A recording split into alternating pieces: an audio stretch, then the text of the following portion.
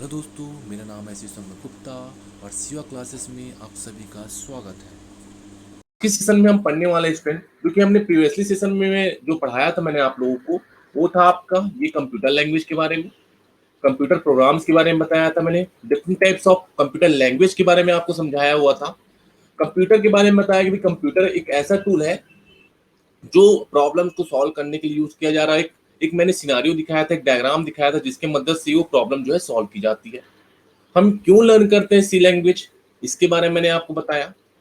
सी language का basic बताया आप लोग को, और सी लैंग्वेज की हिस्ट्री के बारे में बताया कि कौन इसके इन्वेंटर थे, कब आया सी लैंग्वेज, कौन इसके स्टैंडर्डाइज्ड कमिटी थे जैसे आंसिस और आईएसओ जिन्होंने स्टैंडर्डाइज किया था, जो मोस्टली पॉपुलर हो गया था आपका सी लैंग्वेज। अब कुछ हैंड रिटन नोट्स भी मैंने पुट किए हैं अपने इस नोट्स में, ये देखिए हैंड रिटन नोट्स भी ऑलरेडी मैंने पुट किए हैं आप लोगों के हैंड रिटन नोट्स के लिए, जो आपके बेहतरी के लिए है। जो आप जब भी आप नोट्स बनाइएगा तो ये नोट्स बहुत काम आएंगे आप लोगों को। ठीक है स्टूडेंट, जो मैंने पढ़ाया है वही है। ठीक है, जो मैंने पढ़ाया है वही नोट्स है। ठीक है, तो वहां से आप यहाँ से भी नोट्स अच्छे से आप प्रिपेयर कर सकते हैं, ये आपकी बेहतरी के लिए। चलिए हम आगे बढ़ते हैं। कल हमने डिस्कस किया था फीचर ऑफ सी लैंग्वेज के बारे में, यहाँ तक हो चुका था। आज हम लोग पढ़ेंगे एप्लीकेशन ऑफ सी लैंग्वेज। तो आज का जो टॉपिक है हमारा, जैसे कि मैंने कहा आप लोगों से, दो टॉपिक हम लोग पढ़ेंगे। आज हम पढ़ेंगे एप्लीकेशन ऑफ सी लैंग्वेज, और साथ साथ स्ट्रक्चर की बात करेंगे, भाई स्ट्रक्चर कैसा दिखता है सी लैंग्वेज का।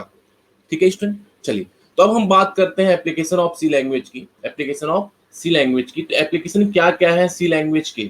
ठीक है, तो सबसे पहला जो एप्लीकेशन है, ये देखिए सब आपको दिखाई दे रहा होगा सामने में क्या क्या इसके एप्लीकेशन, जैसे ऑपरेटिंग सिस्टम की बात कही इसने, micro controller, scientific system, parent language, assemblers, text editors, print spoolers, network drivers, modern programs, database, language interpreters and the last one is utilities। ये सारे इसके एप्लीकेशंस हैं। अब चलिए इसे वन बाय वन हम इसे डिस्कस करते हैं कि क्या क्या ये एप्लीकेशंस हैं। सबसे पहला है ऑपरेटिंग सिस्टम। तो ये जो लैंग्वेज था, हमें समझ आता है स्टूडेंट, ये जो लैंग्वेज था, इस लैंग्वेज का जो उपयोग था ऑपरेटिंग सिस्टम को डेवलप करने के लिए किया गया था, because of its high flexibility and versatility. तो जो बात होती है फ्लेक्सिबिलिटी, फ्लेक्सिबिलिटी मतलब क्या होता है इसमें, लचीलापन। और जब बात करते हैं हम वर्सेटिलिटी की, तो जब वर्सेटिलिटी की हम बात करते हैं, जब वर्सेटिलिटी की बात की जाती है, यहाँ पे ध्यान दीजिएगा, वर्सेटिलिटी की बात हो रही है यहाँ पे तो वर्सेटाइल मतलब होता है बहुमुखी प्रतिभा। ठीक है, मतलब जब हम बात करेंगे इसकी, किसकी बात करेंगे, सी लैंग्वेज की, तो एक प्रकार से बहुमुखी प्रतिभा, मतलब विश्वसनीय है, फ्लेक्सिबल और विश्वसनीय है, जिसे आप आसानी से, जिसकी मदद से आप आसानी से ऑपरेटिंग सिस्टम को डेवलप कर सकते हैं। दूसरा एप्लीकेशन का है माइक्रो कंट्रोलर के लिए है। अब इसका उपयोग जो है माइक्रो कंट्रोलर में उपयोग किया जा रहा है। किस लिए उपयोग किया जा रहा है, देखिए यहाँ पे, this language is used in system programming due to its efficiency and speed, hence at times replaces the need to use assembly language. The compiler of C directly converts into machine language. It also makes a good choice as it allow maximum control with a minimal set of commands। मतलब बात simple system, जो micro controller की हम बात कर रहे हैं, micro controller की जो बात की जा रही है यहाँ पे, कि जब कोई भी टास्क आप कंप्लीट कर रहे हैं, कोई भी टास्क आप कंप्लीट कर रहे हैं, जिसका जो कंट्रोलिंग होगा मैक्सिमम होगा, और जो minimum self set of commands हैं, उसके लिए जो आप मैक्सिमम कंट्रोल की बात करते हैं, वो अलाउंस किसके द्वारा मिलता है, आपकी सी लैंग्वेज के द्वारा ही मिलता है। मतलब जब हम बात करते हैं किसी कंपाइलर ऑफ सी की, जो आपके प्रोग्राम को, जो आपके सोर्स कोड को किसमें कन्वर्ट करता है, मशीन लैंग्वेज में कन्वर्ट करता है। तो यहाँ पे जो जो जो सुविधा प्रोवाइड की जाती है माइक्रो कंट्रोलर के द्वारा, कंट्रोलर मतलब समझ आता होगा स्टूडेंट, जिसका कंट्रोल हो, जिसका कंट्रोलिंग हो, ठीक है, आपके कमांड पे, वो माइक्रो कंट्रोलर के अंतर्गत आया, तो उसे हम कहते हैं माइक्रो कंट्रोलर। तो माइक्रो कंट्रोलर के लिए भी ये इंपॉर्टेंट एप्लीकेशन है आपका सी लैंग्वेज। नेक्स्ट है साइंटिफिक सिस्टम में। इसका उपयोग जो है साइंटिफिक सिस्टम में, जैसे जिस साइंटिफिक सिस्टम में क्रिएट करने के लिए और उसे बिल्ड करने के लिए भी यूज किया जाता है। अब यहाँ पे एक बात हुई है, parent language for advance language. अब पेरेंट लैंग्वेज मतलब फॉर एडवांस लैंग्वेज, तो जब जितने भी हमने हाई लेवल प्रोग्रामिंग लैंग्वेज की बात कही, all the high level programming language are result of C language. जितने भी हाई लेवल प्रोग्रामिंग लैंग्वेज जो है अभी के, ठीक है, वो किसका परिणाम है, सी लैंग्वेज का ही परिणाम है। मतलब इसी के जो लैंग्वेज को जो हमने कॉन्सेप्ट देखे हैं, वो सारे कॉन्सेप्ट आपके एडवांस लैंग्वेज जैसे हम बात करेंगे C++ हो गया, पाइथन हो गया, जावा हो गया, ठीक है, एडवांस जावा हो गया, PHP होगा, उस सभी जगह इनके कॉन्सेप्ट को यूज किया जाता है, इसलिए इसे पेरेंट लैंग्वेज कहा गया है। ठीक है, parent language for advance language. ठीक है, जो अभी के जो नए लैंग्वेज आ चुके हैं उनके लिए पेरेंट लैंग्वेज है। आगे देखते हैं असेंबलर्स। असेंबलर्स के तौर पर भी इसका एप्लीकेशन है। असेंबलर्स क्या होता है स्टूडेंट? असेंबलर्स मैंने बताया था एक प्रकार का ट्रांसलेटर है। कहाँ पे मैंने इसको डिस्कस किया था आप लोग को? लो लेवल लैंग्वेज पे। ठीक है, लो लेवल लैंग्वेज दो तरह के होते हैं, एक मशीन लेवल लैंग्वेज और एक assembly level language. Assembly level language में निमोनिक कोड्स यूज किए जाते हैं और वहां पे एक असेंबलर होता है जो क्या करेगा, असेंबली लेवल लैंग्वेज को मशीन लैंग्वेज में ट्रांसलेट करेगा। तो यही बात बोली गई यहाँ पे स्टूडेंट की जो all the assemblers which are put to use to execute machine level hardware specific system are created in C language। मतलब जब बात होती है हार्ड लेवल पे, हार्डवेयर पे, किसी मशीन लेवल के हार्डवेयर पे बात होती है उसको एग्जीक्यूट करने के लिए, तो सी लैंग्वेज यहाँ पे अपनी भूमिका अदा करता है। नेक्स्ट जो इंपॉर्टेंट फीचर है आपका टेक्स्ट एडिटर। ये एक प्रकार का टेक्स्ट एडिटर की भी इंपॉर्टेंट भूमिका निभाता है, जैसे कि यहाँ पे लिखा हुआ है one of the important feature और a characteristics of the text editor is that it is lightweight and no language better than C can create the text editor। मतलब lightweight की मतलब बात होती है आप आसानी से वो चीजें क्या कर सकते हैं, टेक्स्ट एडिटर जो है क्रिएट कर सकते हैं। तो इससे अच्छा लैंग्वेज कोई नहीं है जिसकी मदद से आप टेक्स्ट एडिटर को क्रिएट कर पा रहे हैं। तो लाइट वेट की जब हम बात करते हैं, लाइट वेट की जब हम बात करते हैं तो सुविधाजनक की होती है। लाइट वेट मतलब क्या होता है? अगर लाइट वेट की भी अगर हम बात करें, ठीक है, लाइट वेट की अगर हम बात करते हैं तो लाइट वेट का मीनिंग क्या हो सकता है? हल्का या पोर्टेबल। पोर्टेबल ही मानेंगे। पोर्टेबल मतलब वहनी, मतलब आप कहीं भी अपने डिफरेंट पीसीस में इसे रन करा सकते हैं, तो लाइट वेट हो गया। ठीक है, यही बात बोली जा रही है। चलिए आगे देखते हैं। अब जो नेक्स्ट इसका एप्लीकेशन है वो नेटवर्क ड्राइवर्स पे। अब जैसे नेटवर्क ड्राइवर्स की यहाँ पे बात हुई है तो बताना चाहूंगा कि जो आपका सिस्टम होता है स्टूडेंट, जब भी आप चाहे मोबाइल सिस्टम की बात करें चाहे फिर कंप्यूटर सिस्टम की बात करें, किसी भी कंप्यूटर को चलाने के लिए या उसमें जो सॉफ्टवेयर्स हैं, चाहे हम बात करें ऑडियो की बात करें, चाहे हम बात करें वीडियो की बात करें, चाहे ऑडियो की बात करें, चाहे आपकी वीडियो की बात करें, ठीक है, चाहे हम किसी प्रकार की गेमिंग सॉफ्टवेयर की बात करें, सभी के लिए ड्राइवर जरूरी होता है, डिवाइस ड्राइवर जरूरी होता है, जिसकी मदद से ये डिवाइस जो है, ये सारे सॉफ्टवेयर है रन किए जाते हैं। तो जो नेटवर्क ड्राइवर्स की बात होती है, जिस नेटवर्क ड्राइवर की जब बात करेंगे हम, तो the network drivers responsible for accessing the internet. Network driver होता है क्या है? जिसकी मदद से आप इंटरनेट को एक्सेस कर पाते हैं। And running the wifi. Wifi का फुल फॉर्म होता है wireless fidelity and other kinds of drivers all written in C language. जितने भी ड्राइवर्स हैं, ठीक है, वो सी लैंग्वेज की मदद से ही लिखे गए हैं और सी लैंग्वेज की मदद से ही तैयार किए गए हैं। तो नेटवर्क ड्राइवर भी बनाने में भी इसकी बहुत बड़ी भूमिका है। नेक्स्ट एप्लीकेशन इसका मॉडर्न प्रोग्राम।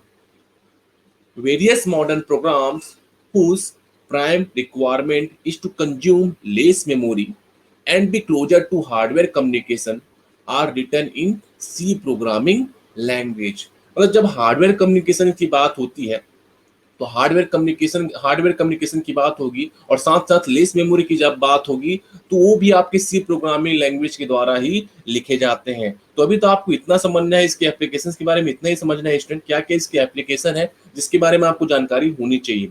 नेक्स्ट जो इसका एप्लीकेशन है, नेक्स्ट अभी तो आप छोटे लेवल पे काम करेंगे, आप सिर्फ कोडिंग करना सीखेंगे, साथ साथ उसे कॉन्सेप्ट तक समझिएगा। लेकिन जब आप आगे बढ़ते जाएंगे, जब आप पीजी लेवल पहुंचते जाइएगा तो आपको एक प्रोजेक्ट मिलेगा, तो प्रोजेक्ट में ये सारी चीजें बहुत काम आती है।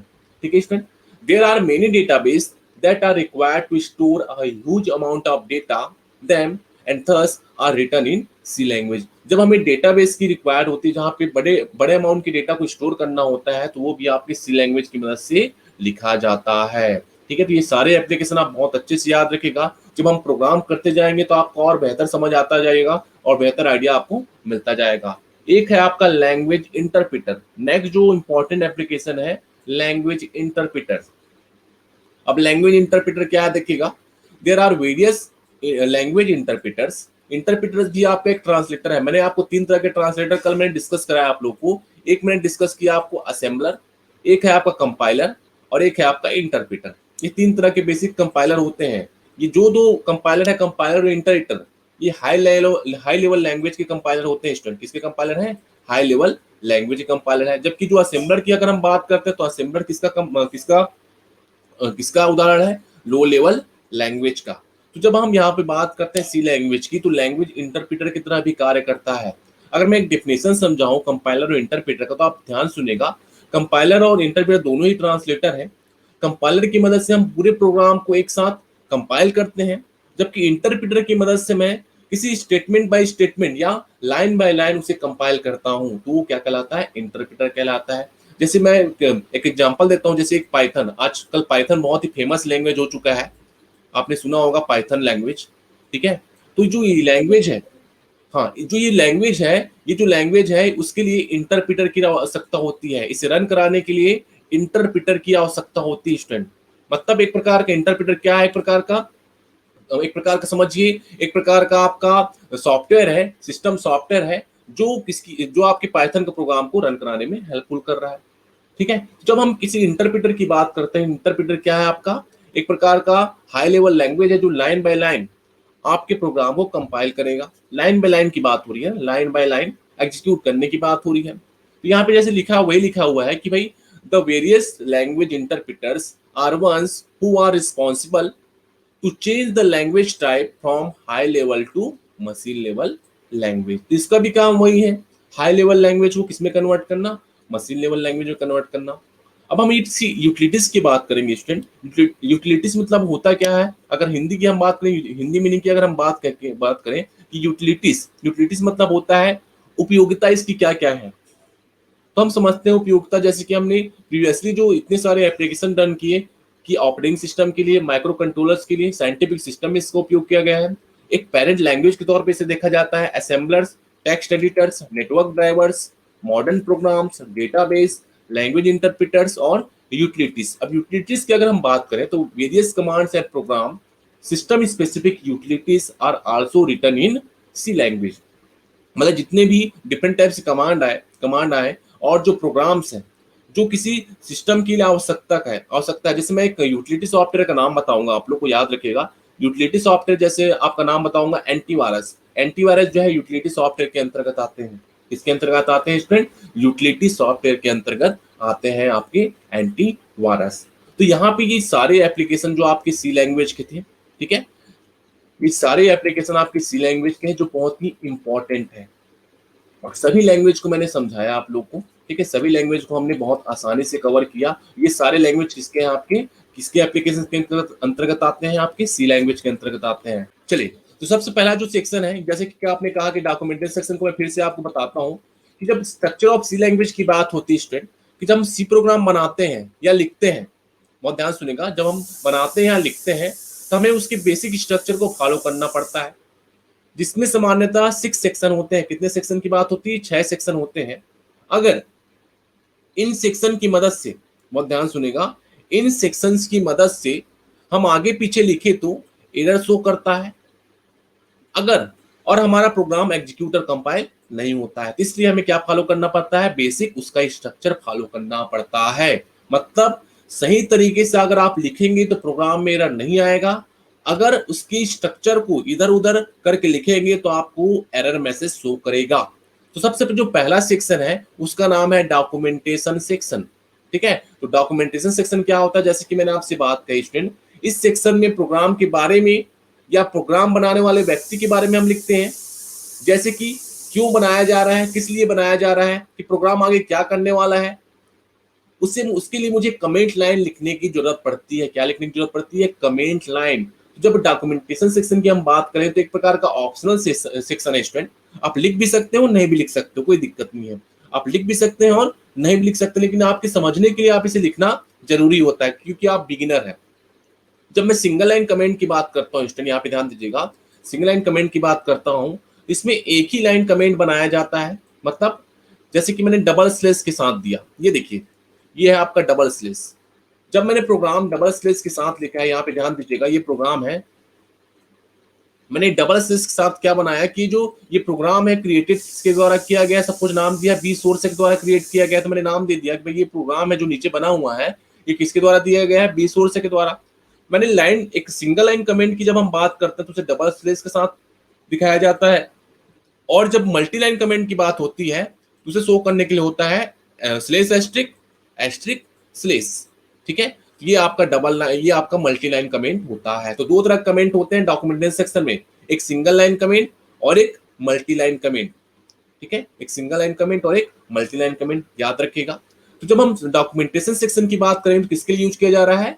कमेंट के लिए यूज किया जा रहा है। तो आज तो हम लोग बेसिक स्ट्रक्चर के बारे में समझेंगे और साथ साथ कल हम एक सिंपल सा प्रोग्राम समझेंगे जहां पे आपको ये चीजें क्लियर होगी। ठीक है, नेक्स्ट जो सेक्शन हम बात करते हैं स्टूडेंट, वो सेक्शन कहलाता है, या ध्यान दीजिएगा, प्री प्रोसेसर डायरेक्टिव सेक्शन। अब ये इंपॉर्टेंट सेक्शन है, ये आपका कंपलसरी है, ये आपका कंपलसरी सेक्शन है, ये आपका मैंडेटरी सेक्शन है। जहां पे किसी भी डायरेक्टिव की बात होती है वो हैश सिंबल के साथ स्टार्ट होता है। किस सिंबल के साथ स्टार्ट होता है? Hash symbol. ये हैश सिंबल है स्टूडेंट, याद रखिए क्या सिंबल है आपका? हैश सिंबल के साथ स्टार्ट होता है।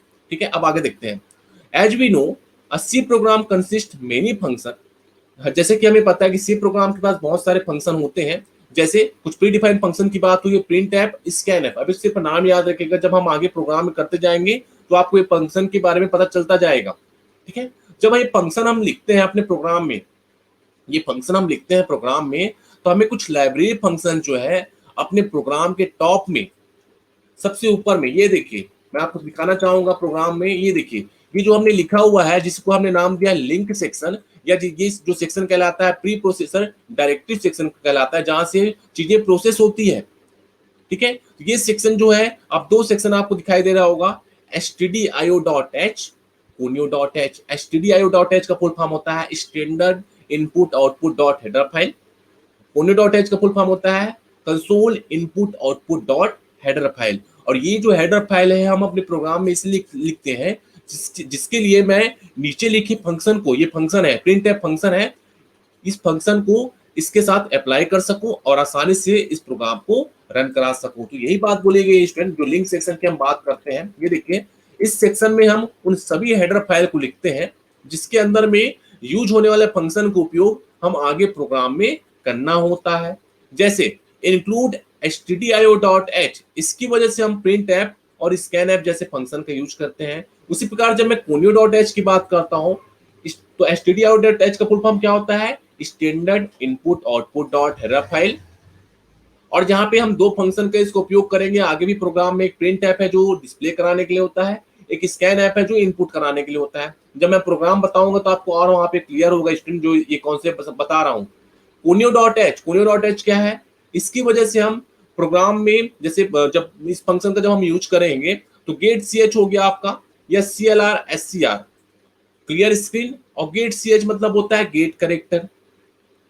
ये लिंक सेक्शन की बात होगी। ये देखिए जो प्रोग्राम हमने किया हुआ है, इस प्रोग्राम की हम बात करते हैं। ये प्रोग्राम जो हमने हेडर फाइल यहाँ पे लिखा है, इस हेडर फाइल का मतलब यही है, क्योंकि ये जो हेडर फाइल के अंतर्गत ये फंक्शन आते हैं। conio.h के अंदर कौन आता है? CLR SCR clear screen. क्या होता है फुल फॉर्म इसका? Clear screen.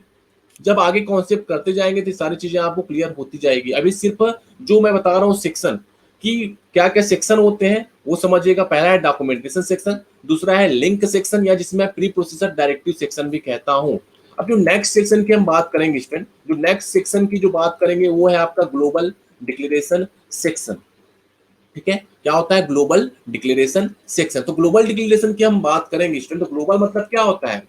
आपने ग्लोबल डिक्लेरेशन के पहले एक और सेक्शन देखा होगा, एक और सेक्शन है जिसका नाम है डेफिनेशन सेक्शन। तो पहले हम सबसे पहले डेफिनेशन सेक्शन कर लेते हैं, फिर हम ग्लोबल डिक्लेरेशन सेक्शन में पहुंचेंगे।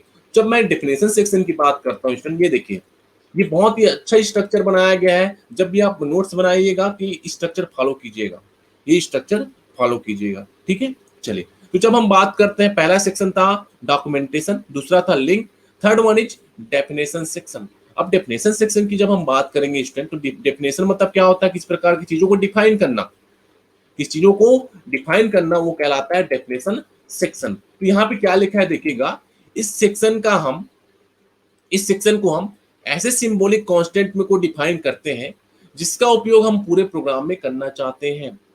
मतलब एक ऐसा सिंबॉलिक कांस्टेंट, यहाँ पे एक वर्ड आया है कांस्टेंट। कांस्टेंट मतलब होता है स्टूडेंट जिसकी वैल्यू चेंज नहीं होती है, वो क्या कहलाता है? आपका कांस्टेंट कहलाता है। तो हम एक सिंबॉलिक कांस्टेंट को डिफाइन करते हैं जिसका उपयोग हम पूरे प्रोग्राम में करना होता है। यहाँ पर जो वैल्यू है एक बार डिफाइन कर दी जाती है तो पूरे प्रोग्राम में वो कभी भी चेंज नहीं होती है, जिसे मैं माइक्रो भी कहता हूं। ये देखिए, जिससे आपको समझ आता है, किसी चीजों को मैंने डिफाइन कर दिया, ये देखिए जिससे मैंने डिफाइन कर दिया P 5000, ठीक है, P 5000, या मैंने कुछ ऐसी वैल्यू डिफाइन कर दी, सपोज पाई इक्वल टू 3.14। तो हमने क्या हो गया, ये पाई की वैल्यू 3.14 है, मतलब ये वैल्यू जो है आपके पूरे प्रोग्राम में सेम होने वाली है, चेंज नहीं होने वाली है, इसलिए हम इसे कहते हैं डेफिनेशन सेक्शन। ठीक है, तो आप सभी को मेरी वॉइस सभी क्लियर आ रही है स्टूडेंट? सभी को चीज सही तरीके से चीजें क्लियर हो रही है? एक बार कंफर्म कीजिएगा। Okay, very good. जब भी वॉइस क्लियर नहीं आएगी या कुछ दिक्कत होगा तुरंत मुझे रोकिएगा, मैं वहां से फिर से आपको रिपीट कराऊंगा। ठीक है, क्लियर? ओके, तो ये रहा तीसरा सेक्शन। डॉक्यूमेंटेशन सेक्शन कंपलसरी होता है, ये मैंडेटरी सेक्शन है, मतलब कंपलसरी है। ये आपका जो डॉक्यूमेंटेशन सेक्शन है या ऑप्शनल है। लिंक सेक्शन कंपलसरी है, डेफिनेशन सेक्शन भी ऑप्शनल है, ग्लोबल डिक्लेरेशन सेक्शन भी ऑप्शनल है, मतलब लिख भी सकते हैं और नहीं भी लिख सकते, मतलब आपके प्रोग्राम की रिक्वायरमेंट के हिसाब से चीजें दी जाती है, सेक्शन लिखे जाते हैं, लेकिन जो लिखने का तरीका है इसी सीक्वेंस में फॉलो होगा। अब ग्लोबल डिक्लेयर मतलब क्या होता है स्टूडेंट, यहाँ पे ध्यान दीजिएगा कि जो वेरिएबल्स का यूज है, जो वेरिएबल्स, यहाँ पे दो वर्ड मैंने कहा, एक वेरिएबल एक कांस्टेंट। जिसकी वैल्यू चेंज होती रहती है वो वेरिएबल है, जिसकी वैल्यू चेंज नहीं होती है वो क्या है, कांस्टेंट है। ये जो बात की है मैंने स्टूडेंट, ये प्रोग्राम नंबर 1 है, ये प्रोग्राम नंबर 2 है। ठीक है, ये दो एग्जांपल मैंने लिया है, एक ही एग्जांपल नहीं, ये दो अलग अलग एग्जांपल है। ये दोनों अलग एग्जांपल आपके कॉपी में लिखने के लिए है, आप कोई सा भी एक एग्जांपल लिख सकते हैं। ठीक है, तो ग्लोबल डिक्लेरेशन सेक्शन की जब हम बात करते हैं, किसी भी वेरिएबल को जब मैं डिक्लेयर करता हूं, किसी भी वेरिएबल को मैं जब डिक्लेयर करता हूं तो हमेशा सबसे टॉप में, मतलब मेन फंक्शन के ऊपर अगर डिक्लेयर किया, ए की वैल्यू मैंने दे दी 10, ए की वैल्यू मैंने दे दी 10। अब उसकी वैल्यू जो है, अब उसकी वैल्यू को अपने पूरे प्रोग्राम में, आप अपने पूरे फंक्शंस में, एक से अधिक फंक्शन में इसका उपयोग आप कर सकते हो, मतलब ग्लोबली। एक ग्लोबल होता है, एक लोकल होता है, एक ग्लोबल होता है, एक लोकल होता है। ठीक है, साथ साथ ये चीजें और आपको मैं कंफर्म कराते जाऊंगा। ये वेरिएबल का डिक्लेरेशन है, ये वेरिएबल का एक डिक्लेरेशन है। इंटीजर जो आप लिखा होगा यहाँ पे INT लिखा है, ये डेटा टाइप्स है। ये अभी नाम याद रखिए क्योंकि आगे आपको मैं बताऊंगा डेटा टाइप्स होते क्या है। ये क्या है, आपके वेरिएबल्स है। 10 क्या है, उसकी वैल्यू है। ठीक है, साथ साथ ये जो आपको वाइड मेन दिख रहा है, वाइड मेन में ये फंक्शन का सिंबल है। ये जो है आपका ओपन कर्ली ब्रेसेस है, बहुत ध्यान सुनेगा, ओपन कर्ली ब्रेसेस। ये आपका है close curly braces, close curly braces. ठीक है, जब तक ये बात होती है ब्लॉक ऑफ कोड की, ये क्या बात होती है, ब्लॉक ऑफ कोड की, जहां पे लोकल वेरिएबल यूज किए जाते हैं और यहीं तक एक्सेसिबल होते हैं। लेकिन मैं जब ग्लोबल वेरिएबल की बात करता हूं तो आपके पूरे प्रोग्राम में कहीं भी एक्सेसिबल है, कहीं भी इसका उपयोग किया जा सकता है, मतलब इस वेरिएबल का यूज आप एक से अधिक फंक्शन में कर सकते हैं, वो कहलाता है ग्लोबल वेरिएबल। ठीक है, तो ये तो बात होगी चौथे सेक्शन की, ये भी ऑप्शनल है। नेक्स्ट सेक्शन होता है आपका मेन सेक्शन। क्या सेक्शन होता है, मेन सेक्शन, या जिसको हम मेन फंक्शन कहते हैं, जहां पे मैंने कहा ओपन कर्ली ब्रेसेस और क्लोज कर्ली ब्रेसेस, मतलब जितने भी वेरिएबल का डिक्लेरेशन होता है और जो भी चीजें आप एग्जीक्यूट कराने वाले होते हैं वो सारा जो है मेन फंक्शन के अंदर लिखा जाता है। मतलब बहुत ध्यान सुनेगा स्टूडेंट, जो चीजें आप एग्जीक्यूट कराने वाले हैं और जो लॉजिक आप लगाने वाले हैं अपने प्रोग्राम में, इन सारी चीजों का ब्यौरा कहाँ पे मिलता है, आपके मेन फंक्शन में मिलता है। मेन फंक्शन मतलब जहां से आपका प्रोग्राम जो है स्टार्ट होना, एग्जीक्यूट करना स्टार्ट होता है। मैंने एक चीज और आपको बताई थी जब मैं आपके इसके फीचर्स के बारे में बता रहा था, तो सी लैंग्वेज जो है एक टॉप डाउन अप्रोच होता है, टॉप डाउन अप्रोच को फॉलो करता है, ये मैंने कहा था। क्या अप्रोच को फॉलो करता है स्टूडेंट, टॉप डाउन अप्रोच को फॉलो करता है। तो टॉप डाउन अप्रोच का मतलब यही है, जो मेन फंक्शन है, मेन फंक्शन से उसका एग्जीक्यूशन स्टार्ट होगा, तो ऊपर से नीचे की ओर, ऊपर से नीचे की ओर अगर वो जा रहा है तो एक प्रकार से वो टॉप डाउन अप्रोच को फॉलो करता है। ठीक है स्टूडेंट, ये जो प्रोग्राम है थोड़ा लेंदी है, लेकिन मैं आपको एक सिंपल प्रोग्राम से के जरिए और समझाऊंगा जो आपके लिए बेहतरीन के लिए स्टूडेंट। अब देखिए, जो लास्ट जो सेक्शन है उसे मैं कहता हूं सब प्रोग्राम सेक्शन। अभी तो मैं आपको एग्जांपल के तौर पर समझा रहा हूं, लेकिन यहाँ पे देखिए सारी चीजें आपको हैंड रिटन नोट्स के साथ साथ इंग्लिश में भी नोट्स आपको बेहतरीन तौर पे यहाँ पे लिखे हुए मिलेंगे, लेकिन मैं आपको एग्जांपल के तौर पर समझा रहा हूँ। एग्जांपल जो हमें प्राप्त है उस एग्जांपल की मदद से हम सारी चीजें सीख रहे हैं। द लास्ट जो सेक्शन होता है वो होता है सब प्रोग्राम सेक्शन। तो मेन सेक्शन जो है कंपलसरी है, ये आपका ऑप्शनल है, ठीक है। जब आप फंक्शन बनाओगे तब इसका उपयोग करोगे। तो जो इंपॉर्टेंट पॉइंट बोला जाता है स्टूडेंट, बिल्कुल आप कॉपी पेन में नोट किया कीजिए, क्योंकि जब आगे प्रोग्राम बनाए जाएंगे तो ये सारी चीजें यूज की जाएगी, ठीक है। तो आपको बेहतरीन के लिए है, तो अभी से नोट करते जाएंगे तो आपको चीजें रिमाइंड होती रहेगी। तो लास्ट है उसे सब प्रोग्राम सेक्शन कहते हैं, और इस सेक्शन के अंतर्गत हम यूजर डिफाइंड फंक्शन बनाते हैं, ठीक बनाते हैं स्टूडेंट। यूजर डिफाइंड फंक्शन मतलब यूजर अपने फंक्शन को, यूजर अगर खुद बना रहा है, अपना खुद का डिफाइन कर रहा है फंक्शन अपनी रिक्वायरमेंट के हिसाब से, अपने प्रोग्राम के रिक्वायरमेंट के हिसाब से, तो क्या कहलाता है आपका यूजर डिफाइंड फंक्शन। मतलब ऐसा फंक्शन जो यूजर के द्वारा क्रिएट किया जाए वो कहलाता है आपका यूजर डिफाइंड फंक्शन, ठीक है स्टूडेंट। ये तो बात होगी आपकी structure of C language. Total कितने सेक्शन थे? 6 सेक्शन होते हैं। पहला होता है डॉक्यूमेंटेशन सेक्शन, जहां पे बात होती है कमेंट्स की, जहां पे दो तरह के कमेंट्स होते हैं, एक सिंगल लाइन कमेंट और एक मल्टी लाइन कमेंट। दूसरा सेक्शन होता है आपका लिंक सेक्शन, या जिसमें प्री प्रोसेसर डायरेक्टिव सेक्शन कहता हूं स्टूडेंट, ठीक है। जहां पे हम बात करते हैं हेडर फाइल की या लाइब्रेरी फंक्शंस की, जो प्री डिफाइंड है पहले से सी लैंग्वेज में। Third one is definition section, जहां पे हम बात करते हैं किसी प्रकार के सिंबॉलिक कांस्टेंट की, जिसका उपयोग हम पूरे प्रोग्राम में करना चाहते हैं, और उसकी वैल्यू का अगर हमने एक बार डिफाइन कर दिया तो उसके बाद उसकी वैल्यू चेंज नहीं हो सकती। नेक्स्ट जो सेक्शन है आपका ग्लोबल डिक्लेरेशन सेक्शन है, ये भी आपका ऑप्शनल सेक्शन है, ठीक है।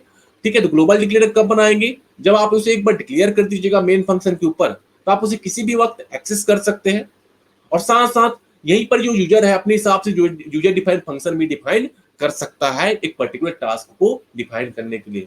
जो नेक्स्ट सेक्शन है जिसका मैंने कहा है मेन फंक्शन, जहां से आपका प्रोग्राम का एग्जीक्यूशन स्टार्ट होता है, मतलब जो कंपाइलर जो होता है स्टूडेंट, यहीं से आपके प्रोग्राम का एग्जीक्यूशन स्टार्ट होता है। मतलब हर प्रोग्राम में एक मेन फंक्शन लिखना कंपलसरी है, एक मेन फंक्शन लिखना कंपलसरी है। एक चीज और बताना चाहूंगा, मैंने वर्ड बहुत सारे यूज किया कंपाइल का, तो कंपाइल जो कंपाइल करते हो अपने प्रोग्राम में, तो उसके लिए जो शॉर्टकट की होता है स्टूडेंट, जो शॉर्टकट की हम बात करते हैं, जब आप टर्बो सी में प्रोग्राम को रन कराएंगे तो उसके लिए शॉर्टकट की होता है अल्ट प्लस F9 कंपाइल करने के लिए, और रन करने के लिए कंट्रोल प्लस F9। और जो अल्ट और कंट्रोल और शिफ्ट है ये आपकी स्पेशल की के अंतर्गत आते हैं।